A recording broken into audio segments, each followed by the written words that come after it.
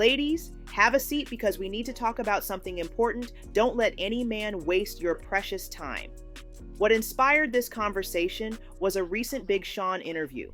When asked about ever marrying Jhene Aiko, he said he's not in a rush and that there are still a lot of things they need to work on. But let me get this straight. You guys have been together for 8 years, you have a baby together, and yet marriage is not a rush? I know for a fact that Jhene wants to get married, and it brings me to this point: women staying in relationships with men who will never marry them, or worse, men who propose but keep you engaged for years and years. I get it when a baby enters the picture, things get complicated, and you want that family unit. But sometimes we have to face the reality that the man you want to marry might never be the one to marry you. And don't get me wrong, sometimes it happens. Look at Ashanti and Nelly, who finally tied the knot after 20 plus years. But honestly, by the time Nelly wanted to get married, it's likely because he knew his options were running out. I honestly believe Ashanti could have been married years ago if she had been with someone who was on the same page as her.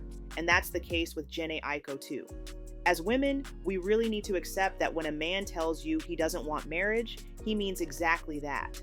Don't confuse it with not right now. No, he told you exactly what he meant.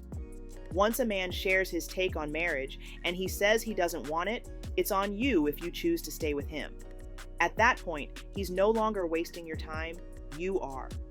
In Big Sean's case, I truly believe he doesn't want to get married because he feels that something better is out there. And as harsh as that sounds, that's often the truth for a lot of men.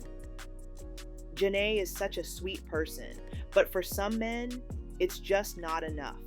And let's be honest, if he does marry you later, would you really want to be with someone who feels like they settled for you? Don't stay with a man who thinks the grass is greener elsewhere.